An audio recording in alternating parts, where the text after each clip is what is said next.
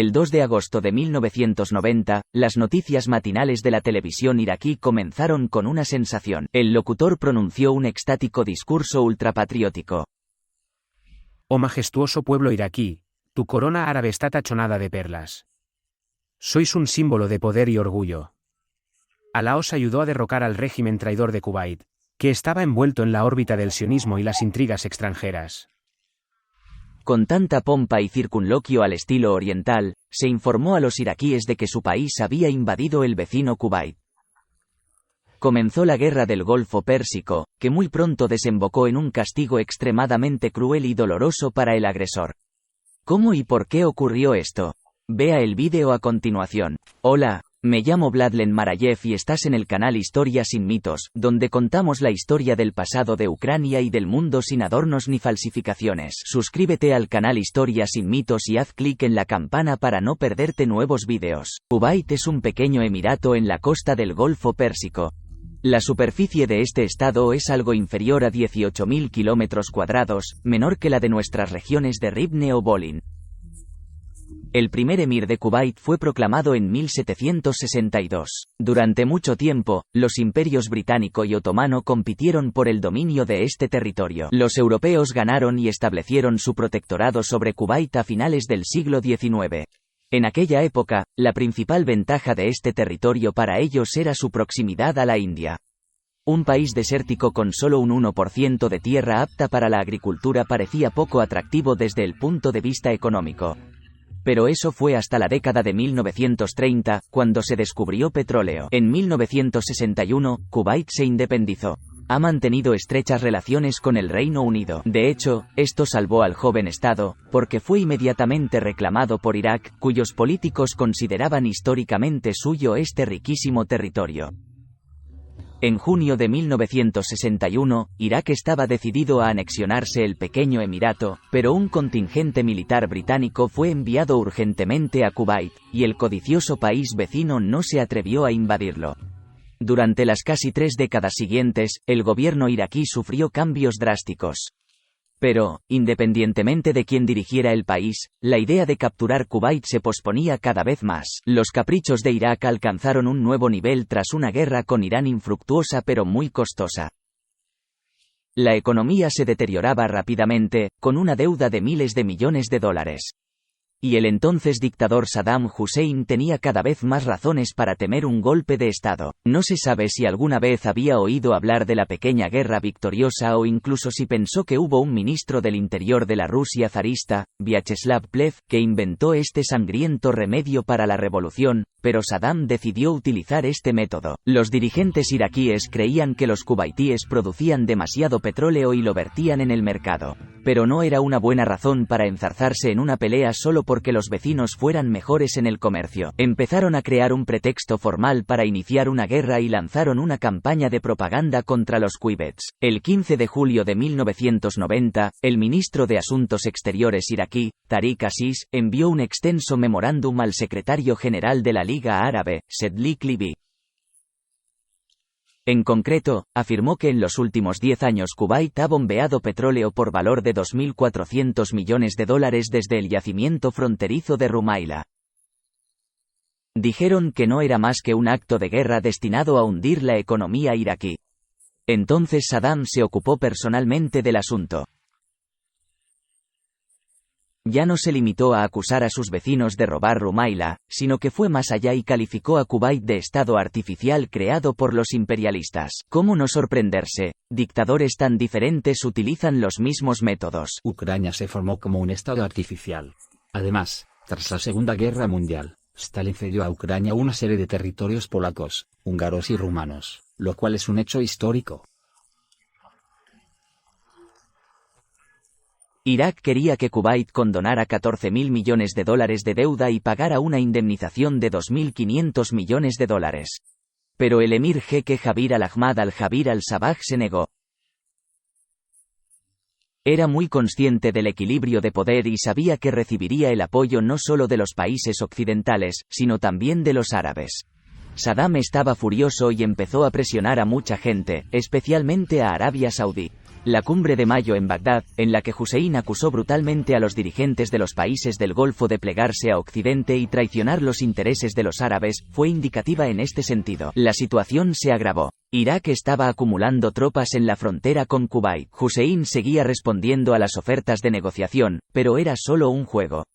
Ya había decidido luchar. La noche anterior al 2 de agosto de 1999, casi 90.000 soldados iraquíes invadieron Kuwait. El emirato contaba con menos de 30.000 efectivos, pero su ejército estaba bien armado y entrenado por instructores occidentales. Siempre que fue posible, su ejército resistió. Asimismo, en el suburbio capitalino de Al-Yahra, un batallón de tanques Chieftain contuvo durante 2 días el avance de divisiones de tanques de la Guardia Republicana iraquí, armadas con T-72 soviéticos. Los cubaitíes afirmaron haber destruido 25 tanques enemigos y solo perdieron 2 de los suyos. Cuando se quedaron sin municiones, pudieron retirarse a Arabia Saudí. Jabir al-Sabah también consiguió escapar de allí. El plan del enemigo para capturarlo al comienzo de la invasión fracasó. La guardia del emir no solo repelió un ataque nocturno de las fuerzas especiales de élite iraquíes, sino que resistió durante más de 18 horas a las principales fuerzas que invadieron la capital, el Kuwait. En general, los invasores vencieron al ejército del emirato en 2 días. Hicieron falta otro par de días para acabar con los últimos focos de resistencia. El plan de Saddam pareció funcionar. Su popularidad en Irak creció rápidamente. El estado ocupado fue declarado la 19ª provincia. Allí se formó un gobierno provisional libre, encabezado por el coronel Alaa Hussein Ali al-Jafayi al-Yaber, protegido de Irak. El Consejo de Seguridad de la ONU emitió la resolución 660, condenando la invasión y exigiendo la retirada de las tropas. La URSS, aliada de Irak desde hace mucho tiempo, también votó a favor. Pero no tuvo ningún efecto. Hussein estaba convencido de que había ganado. ¿Quién podría oponérsele ahora? ¿Arabia Saudí? Pero su ejército es demasiado débil. ¿Estados Unidos? Pero Saddam estaba convencido de que los políticos estadounidenses seguían sufriendo el síndrome de la derrota de Vietnam y no se atreverían a iniciar otra gran guerra. En el territorio ocupado reinaba la anarquía. Los soldados iraquíes saqueaban y mataban a civiles.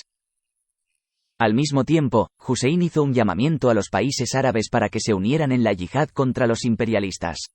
Pero se asustaron ante la guerra relámpago de Saddam y no le siguieron. Y estos días, los ocupantes rusos están cometiendo crímenes masivos contra civiles, tratando de apoderarse de nuestros territorios y destruyendo nuestras ciudades y pueblos. Le instamos a que apoye a las Fuerzas Armadas de Ucrania por todos los medios posibles, incluso a través de fundaciones y organizaciones de voluntarios de confianza cuyos datos están disponibles en la descripción de este vídeo. La situación era aún peor en el frente occidental. El presidente estadounidense George W. Bush y la primera ministra británica Margaret Thatcher empezaron a formar una coalición anti-iraquí. La primera prioridad era proteger a Arabia Saudí de la invasión. Las amenazas de Saddam ya no eran solo palabras. De hecho, estaba reclamando la mayor parte del petróleo de Oriente Medio, lo que podría haber provocado el caos en el mercado mundial. Se lanzó la Operación Escudo del Desierto. El 7 de agosto, Estados Unidos envió sus tropas a Arabia Saudí. En invierno, se desplegó allí un grupo multinacional. 36 países se unieron a la coalición directa o indirectamente. Y no se trataba solo de países occidentales. Casi la mitad del mundo árabe, Japón y Argentina, alejados de Oriente Próximo, e incluso la URSS, se opusieron a Saddam.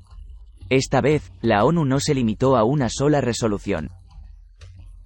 Se adoptaron otros documentos importantes que imponían sanciones económicas a Irak e introducían importantes restricciones al transporte marítimo y aéreo. Y el 29 de noviembre de 1990, el Consejo de Seguridad aprobó la histórica resolución número 678, que autorizaba el uso de la fuerza contra Irak para liberar Kuwait. Saddam, aunque no esperaba este curso de los acontecimientos, no iba a retroceder. Siguió pidiendo en vano a los países árabes que libraran la yihad. Los esfuerzos de la diplomacia internacional por resolver pacíficamente el conflicto no dieron resultado. Los aliados siguieron reuniendo fuerzas. En enero de 1939, concentraron más de 700.000 efectivos, 4.000 tanques, 3.700 cañones y morteros para la guerra. Además de Estados Unidos, el Reino Unido, Francia, Egipto y Siria enviaron importantes fuerzas terrestres. El componente aéreo fue muy potente. Participaron más de 2.000 aviones, entre ellos bombarderos estratégicos B-52 y aviones furtivos F-117. La armada naval incluía casi 200 buques de guerra y auxiliares. Por ejemplo, la US Navy desplegó 6 portaaviones polivalentes, la mitad de sus buques de esta clase. En total, casi el 80% de las fuerzas de la coalición eran estadounidenses.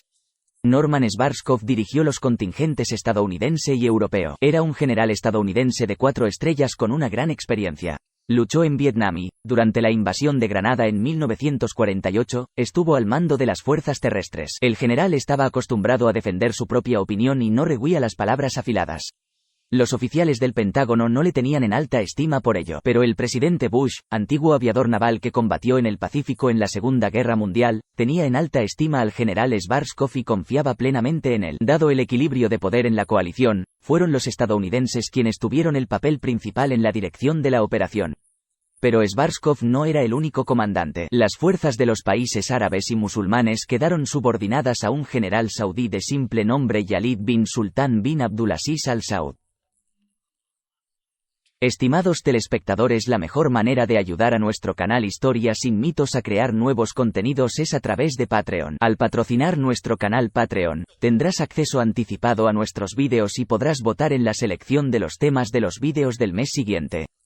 La votación para el tema de diciembre ya está en marcha. Date prisa y participa. También puede apoyar el canal haciendo una transferencia a una tarjeta Private Bank, Monobank, PayPal o utilizando el botón patrocinar directamente en YouTube. Encontrarás más detalles y enlaces en la descripción del vídeo. Irak tenía el 5º ejército más grande del mundo. Sobre el terreno, Saddam estaba dispuesto a lanzar a la batalla a más de 500.000 de soldados y oficiales y hasta 4.000 tanques. Incluso tenía ventaja en artillería, hasta 5.000 cañones y morteros. Pero Irak tenía menos armas aéreas y navales, tanto en cantidad como en calidad. Por ejemplo, el ejército del aire disponía de más de 700 aviones. Puede que no parezca gran cosa, pero la flota tenía un aspecto muy variopinto. Desde los desesperadamente anticuados IL-28 hasta los, de mediana edad, cazas Mirage F-1 y los últimos MiG-29. El 17 de enero de 1991, a las 3 de la tarde, hora de Bagdad, los aliados lanzaron la Operación Tormenta del Desierto. El objetivo principal era la liberación de Kuwait y el retorno del gobierno legítimo al poder. Además, debía restablecer la estabilidad en la región, cambiar la dirección política de Irak, destruir su potencial militar e imposibilitar la producción de armas de destrucción masiva. Los primeros ataques se llevaron a cabo con misiles de crucero lanzados desde el mar Tomahawk. A continuación se llevaron a cabo incursiones aéreas masivas en las que participaron 700 aviones. Esta noche fue estelar para los F-117 Nighthawks y sus pilotos. En general, los aviones parecían un malentendido aerodinámico y tenían un rendimiento de vuelo muy mediocre. De este modo, los aviones de ataque eran invisibles para los radares de defensa aérea. Además, los aviones Nighthawk pintados con pintura negra absorbente de radio eran imposibles de ver en el cielo nocturno. Las bombas de alta precisión se consideraban el arma principal de la inusual aeronave. Todo esto funcionó a la perfección, recuerda el capitán Robert Donaldson. Las primeras bombas fueron lanzadas por una pareja dirigida por el comandante Fist sobre un interceptor iraquí y un centro de control de misiles tácticos. Gracias a la precisa coordinación de nuestras acciones en los minutos siguientes, la mayoría de los objetivos previstos fueron tomados por sorpresa y alcanzados, incluida la torre de 112 metros situada en el centro de Bagdad, clave de todo el sistema de mando y control de las Fuerzas Armadas. Estos ataques cegaron a los iraquíes y fueron incapaces de detectar el ataque de los aviones convencionales que se acercaban tras nosotros. La defensa aérea estaba completamente desorganizada. Podíamos ver en los indicadores de nuestras cabinas cómo los MiG-29 iraquíes volaban a nuestro alrededor. Pero estaban ciegos, no podían detectarnos. Los iraquíes no pudieron organizar un contraataque serio. Solo contaban con 15 cazas en el aire y actuaban de forma incoherente. Solo consiguieron derribar un avión. Durante la noche, 18 Hornets del portaaviones Saratoga se encontraron con un interceptor iraquí MiG-25 PD. En la batalla, el avión del capitán de corbeta Michael Speicher fue alcanzado por un misil P-40 y se estrelló en el desierto. El piloto murió y se convirtió en la primera pérdida en combate de las Fuerzas Armadas estadounidenses en esa guerra. Se cree que fue derribado por un misil antiaéreo. En 2001 se publicó un informe de la CIA que se refería específicamente a la batalla con el MiG. Al amanecer, durante el ataque al aeródromo de Saibá, los arcaicos cañones antiaéreos ZSU-57-2 de doble cañón alcanzaron a un cazabombardero Tornado británico. Los impactos resultaron fatales para el avión, pero la tripulación pudo eyectarse con éxito. Estos son, de hecho, todos los logros de los iraquíes en sus intentos de repeler el primer ataque masivo de la coalición. Solo podían confiar en la propaganda, que mintió valientemente sobre la destrucción de 160 aviones enemigos. Pero solo hay pruebas de 2 de ellas. En total, el 17 de enero, los aliados volaron más de 1.300 salidas. La primera fase de ataques aéreos y con misiles duró 2 días más. Los puntos de control de tropas, los centros de control de defensa aérea, 30 aeródromos, bases de misiles, 4 reactores nucleares e instalaciones para la producción de armas químicas fueron destruidos o significativamente dañados. Las primeras estimaciones de los servicios de inteligencia estadounidenses eran demasiado optimistas. Por ejemplo, se creía que el 50% de la fuerza aérea iraquí ya no existía, aunque en realidad la cifra no superaba el 10%. Poco después, el jefe del Centro Nacional de Mando Militar, Thomas Kelly, admitió que algunos de los objetivos atacados no eran más que maquetas de instalaciones militares iraquíes. El enemigo comenzó a trasladar sus aviones más valiosos a los aeródromos de su reciente enemigo, Irán. La maquinaria bélica de Saddam estaba dañada pero seguía operativa. La coalición continuó sus ataques aéreos durante más de un mes. Durante este periodo, la aviación voló hasta 800 salidas diarias. Los ataques se llevaron a cabo tanto sobre las líneas de defensa enemigas en Kuwait como sobre objetivos de retaguardia en Irak. Se utilizaron ampliamente armas de alta precisión. En aquel momento, los medios de comunicación de los países de la coalición subrayaron repetidamente que esta guerra sería la primera en la que no morirían civiles. Pero la realidad distaba mucho de estas bellas afirmaciones. El incidente que tuvo lugar el 13 de febrero fue el que más resonancia tuvo. El F-117 atacó un refugio en el distrito de Amirilla de Bagdad con 2 bombas inteligentes guiadas por láser en Bagdad.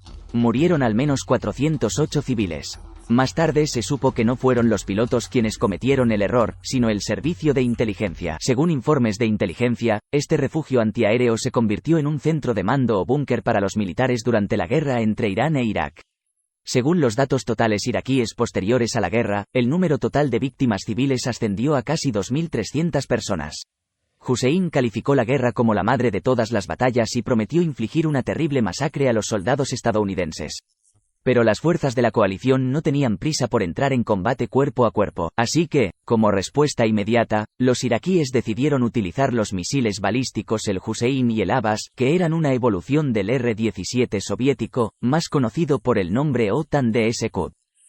Tenían una precisión extremadamente baja, una desviación de hasta 3 kilómetros, pero podían lanzar una carga de 250 kilogramos a casi 900 kilómetros. En primer lugar, decidieron atacar a Israel, que se mantuvo al margen del conflicto. Saddam pretendía provocar a los judíos para que se unieran a la guerra, y romper así la coalición, porque los árabes no lucharían en el mismo bando que ellos. El 18 de enero se dispararon los primeros 8 cohetes contra Tel Aviv y Haifa. No alcanzaron sus objetivos y cayeron cerca de las ciudades, pero aún así hubo víctimas civiles. El bombardeo duró casi 2 meses, durante los cuales se dispararon 88 cohetes contra Israel y, según otras fuentes, 42. Muchas publicaciones afirman que 74 personas murieron a consecuencia de ello. Al mismo tiempo, los autores israelíes insisten en que solo 2 residentes se vieron directamente afectados por las explosiones, mientras que todos los demás murieron de infartos, por el uso inadecuado de las máscaras antigas, etc. Israel no está acostumbrado a ser débil. Las represalias inevitables se han convertido en un principio básico en las relaciones con vecinos agresivos. Por eso, el presidente estadounidense George W. Bush tuvo que emplear todas sus dotes diplomáticas para disuadir al primer ministro israelí Yitzhak Shamir de tomar medidas drásticas. Además, Estados Unidos envió a la tierra prometida el sistema de misiles Patriot. Aunque no fueron tan eficaces contra los Scuds como se esperaba, desempeñaron su papel. Israel no entró en la guerra. Irak disparó 47 misiles más contra Arabia Saudí, y uno de ellos causó un desastre. El 25 de febrero alcanzó el cuartel estadounidense de Daran. 28 soldados murieron y más de 100 resultaron heridos. Así pues, los ataques con cohetes no fueron en absoluto comparables a los masivos bombardeos aéreos aliados. Los generales iraquíes tuvieron que idear otra cosa. Y entonces desarrollaron una operación para capturar la ciudad costera saudí de Kafi, que no interesaba a nadie. El objetivo principal era infligir grandes pérdidas a la coalición, especialmente a los estadounidenses. Tal vez entonces se planteen si merece la pena continuar esta guerra. En la mañana del 29 de enero, tanques e infantería iraquíes avanzaron desde territorio kuwaití. Cerca de Kafi, solo había puestos de control aliados con combatientes ligeramente armados a los que se podía hacer frente rápidamente. Pero la Fuerza Aérea intervino. El A-10 y el cañonero AC-130 con obuses de 105 mm a bordo eran especialmente feroces. Un soldado iraquí señaló que su brigada sufrió más pérdidas en 30 minutos en Kafi que en 8 años de guerra con Irán. Los iraquíes no entraron en la ciudad hasta la noche, pero pudieron retenerla durante algo más de un día.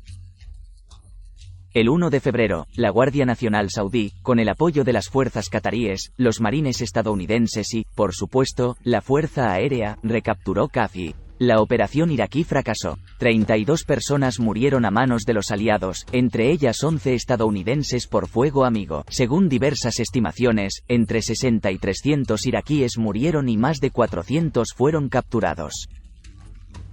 En febrero, la preparación de las fuerzas de la coalición para la fase terrestre de la operación entró en su fase final. Ya en noviembre de 1990, Schwarzkopf propuso un plan basado en la nueva doctrina estadounidense de campañas aire-tierra. Se apostó por una amplia maniobra con las tropas. Nadie en el Pentágono estaba acostumbrado a esto, y nadie apoyaba a Schwarzkopf. Allí creían imposible desplazar a 150.000 soldados con tanques y artillería a lo largo de cientos de kilómetros de terreno desértico fuera de las carreteras. Incluso muchos de los subordinados del general pensaban que su plan era absurdo. Pero Schwarzkopf encontró argumentos para convencer a los escépticos, y la ofensiva se desarrolló exactamente según su plan. El Séptimo Ejército y el 18º Cuerpo Aerotransportado desempeñaron un papel importante en la ejecución del plan. Debían avanzar en profundidad hacia el oeste, golpear a través de Irak y rodear al enemigo en Kuwait con una amplia cobertura. Para tener éxito, era muy importante que las principales fuerzas iraquíes no se desplazaran al encuentro de estos cuerpos, sino que permanecieran en sus posiciones en Kuwait. Por lo tanto, la ofensiva debía comenzar con un ataque frontal contra ellos. Y este escenario funcionó brillantemente. El 24 de febrero, a las 4:30 de la mañana, comenzó un potente ejercicio de entrenamiento con fuego de artillería y aviación. Una hora más tarde, los marines estadounidenses, apoyados por tanques y en cooperación con aliados árabes, lanzaron una ofensiva en el frente costero. Su objetivo era la capital, Al-Kuwait. Al oeste, a lo largo de la frontera saudí-kuwaití, contingentes predominantemente árabes llevaron a cabo una serie de ataques de distracción. Cuando los iraquíes se empantanaron en estas batallas, intervinieron el 7º y el 18º Cuerpos, junto con divisiones francesas y británicas. Sus ataques fueron una completa sorpresa para el enemigo. Al encontrar poca resistencia, los aliados empezaron a avanzar rápidamente por Irak. En total, la coalición consiguió derrotar al enemigo en 100 horas. El 28 de febrero terminó la guerra. Los desmoralizados iraquíes se rindieron en masa, en total más de 60.000. Una pequeña unidad se rindió a la máquina por primera vez en su historia. Los iraquíes se desesperaron por el bombardeo del acorazado Wisconsin. Y cuando el fuego amainó, vieron llegar un dron naval RQ-2 a Pioneer para evaluar el rendimiento de los cañones del buque. Como no querían volver a ser alcanzados por proyectiles de 16 pulgadas, los soldados empezaron a agitar desesperadamente sus trapos blancos. El operador del dron comprendió su pantomima. Pronto, los marines estadounidenses capturaron directamente a estos iraquíes. En algunas zonas, las fuerzas de la coalición se encontraron con la Guardia Republicana. Era el mejor componente de las Fuerzas Armadas iraquíes, y su personal era famoso por su lealtad a Saddam. Sin embargo, la resistencia de estos combatientes no fue tenaz. Una de las más encarnizadas fue la batalla de tanques por la llamada Cresta de Medina, que tuvo lugar el 27 de febrero.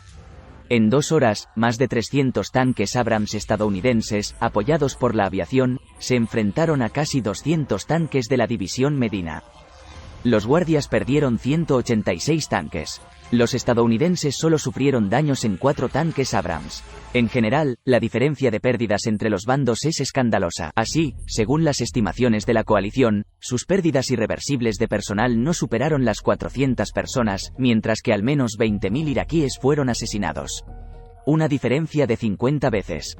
Los aliados no quemaron más de 20 tanques, mientras que Irak quemó al menos 1.800. Una diferencia de 90 veces. Y al mismo tiempo, los aliados constataron que casi la mitad de sus pérdidas fueron autoinfligidas. En un incidente, un avión de ataque estadounidense A-10 disparó por error contra 2 vehículos blindados de transporte de tropas británicos, matando a 9 soldados. Por supuesto, las estadísticas de esa guerra siguen suscitando debate entre los pensadores críticos, porque todos esos datos proceden de las declaraciones de victoria de la coalición, especialmente de los estadounidenses. Los datos iraquíes aún no se han publicado y se desconoce si se han conservado. Por lo tanto, la cuestión sigue sin resolverse, aunque en el gran esquema de las cosas, esto no tiene una importancia fundamental. Nadie duda de la victoria incondicional de los aliados. Durante la retirada de Kuwait, el ejército iraquí prendió fuego a los pozos de petróleo y a las trincheras excavadas especialmente para ello. El petróleo que no se quemó empezó a fluir hacia el Golfo Pérsico. Según la BBC, fue uno de los mayores desastres medioambientales de la historia. Tras la guerra, cayeron lluvias negras en Kuwait, Turquía y los Emiratos Árabes Unidos.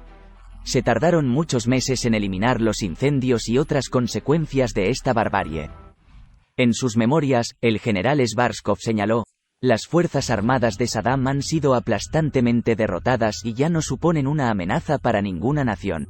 Desde que hizo lo impensable atacar a sus compatriotas árabes y posteriormente perder la cara en una humillante derrota militar, la voz belicosa de Saddam ya no es relevante en la política árabe". Estas líneas fueron escritas en 1992. El general exageró un tanto el impacto de la derrota en el desierto sobre Hussein. Tras liberar Kuwait, los aliados no consiguieron todo lo que habían planeado. El régimen de Saddam sobrevivió y, aún más, tuvo una excusa para evitar las acusaciones de su propio pueblo sobre su mayor empobrecimiento. Dicen que la coalición tiene la culpa de todo, especialmente los malditos imperialistas occidentales. Bagdad ha conservado cierta influencia en el mundo árabe y la capacidad de producir armas químicas, y sus intenciones agresivas no han desaparecido. Al final, en 2003, Estados Unidos tuvo que organizar una nueva campaña contra el odioso Saddam, de la que os hablaremos con detalle si este vídeo consigue 20.000 likes en un mes. Queridos amigos, por favor, apoyen a las Fuerzas Armadas de Ucrania. No olvidéis suscribiros a nuestro canal Historia sin mitos, hacer clic en la campana y comentar este vídeo. Gracias por vernos. Gloria a Ucrania.